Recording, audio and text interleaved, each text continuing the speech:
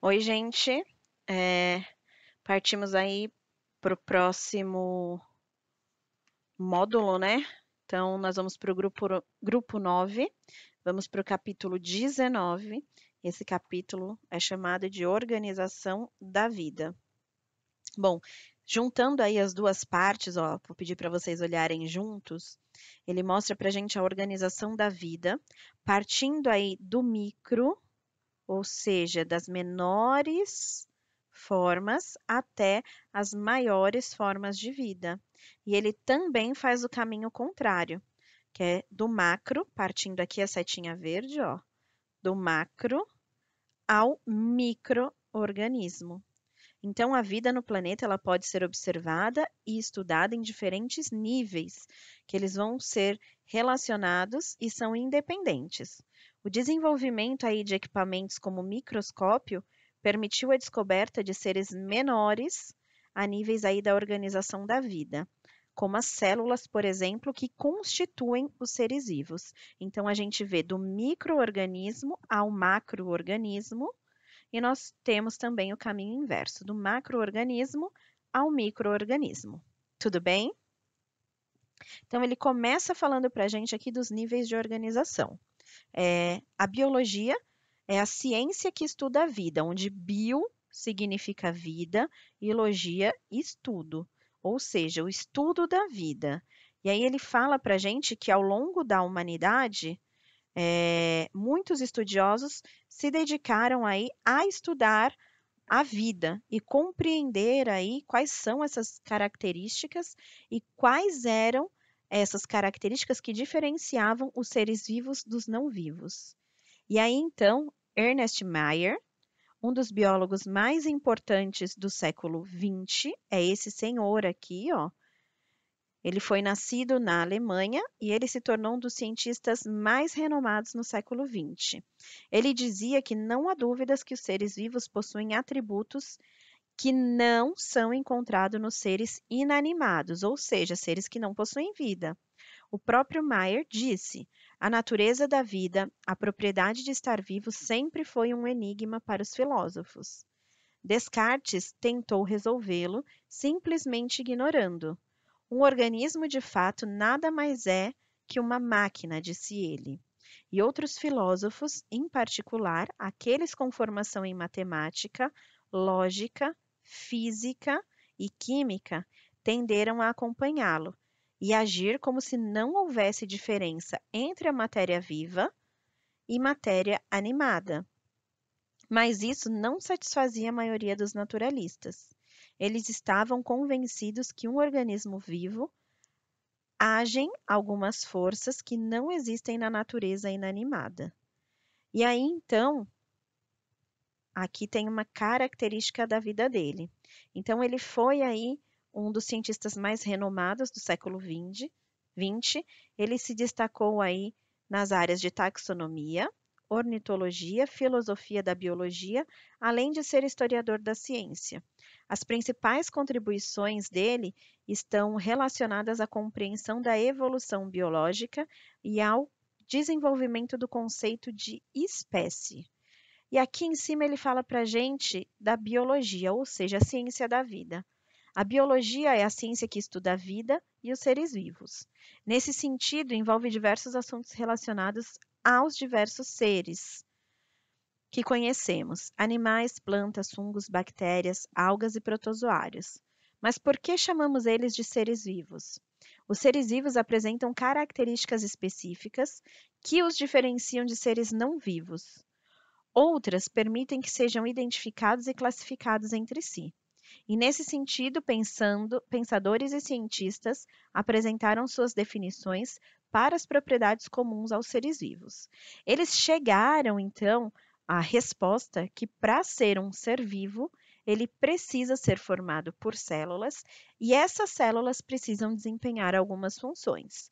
Se ela não desempenhar essas funções, aquele indivíduo não pode ser considerado um ser vivo.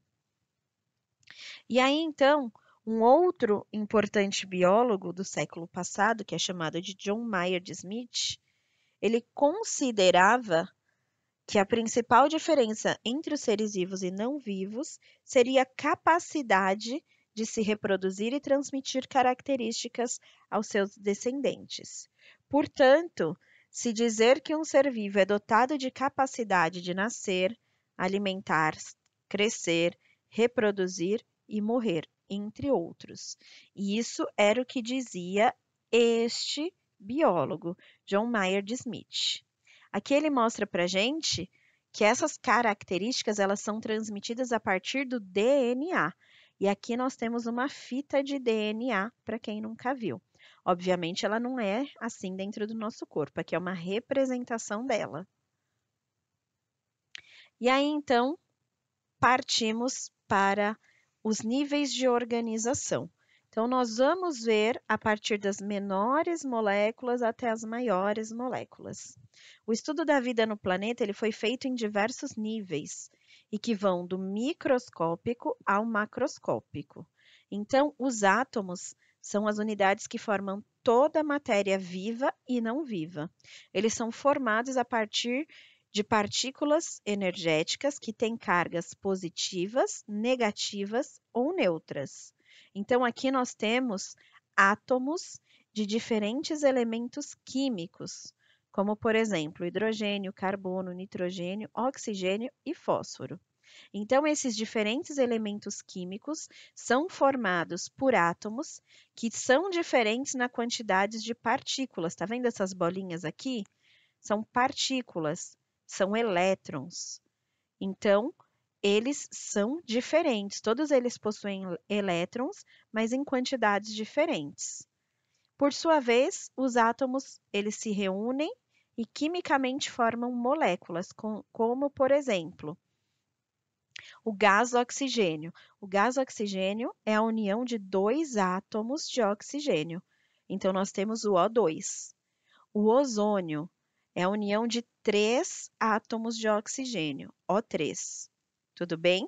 Aí eles já formam uma molécula. As moléculas, elas são estruturas formadas por átomos de elementos químicos que podem ser iguais ou diferentes. Um outro elemento químico que vai formar uma substância que nós conhecemos aí, o hidrogênio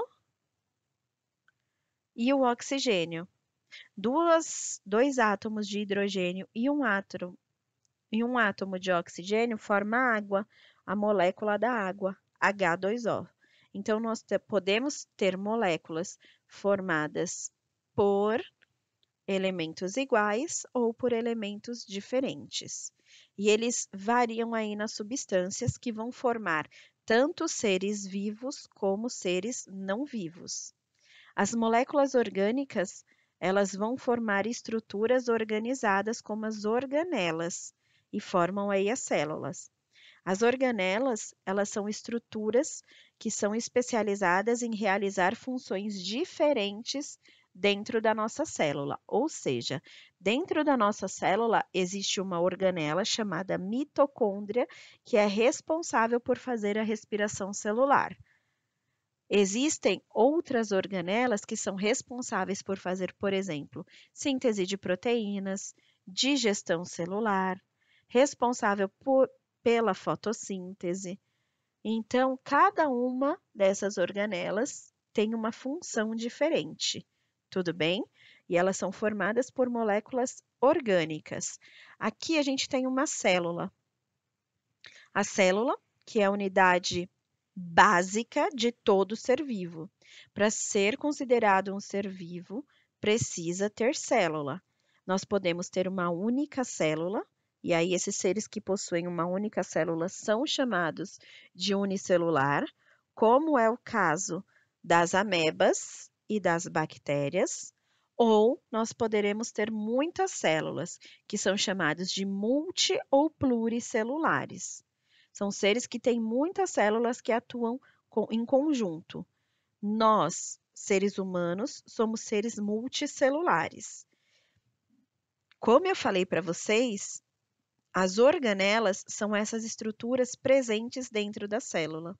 A célula ela vai ser formada basicamente pela membrana plasmática, um núcleo, que contém o material genético dentro dele, ou seja, todas as nossas informações genéticas estão dentro do núcleo, e o citoplasma, que é esse